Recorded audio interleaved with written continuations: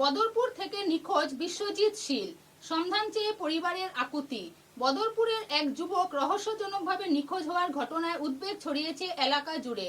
নিখোঁজ যুবকের নাম বিশ্বজিৎ শীল। জানা গেছে গতকাল তিনি তার পিতা বিমল শীলের সঙ্গে বদরপুরের পরিচিত লাকি সেলুনে আসেন। কিছুক্ষণ পর হঠাৎ করে সেলুন থেকে বেরিয়ে যান বিশ্বজিৎ। এরপর থেকে আর তার কোনো খোঁজ পাওয়া যাচ্ছে না। পরিবারের সদস্যরা সম্ভাব্য বিভিন্ন জায়গায় খোঁজাখুঁজি চালিয়েও তার সন্ধান না পেয়ে আজ বদরপুর থানায় একটি এজাহার দায়ের করেছেন।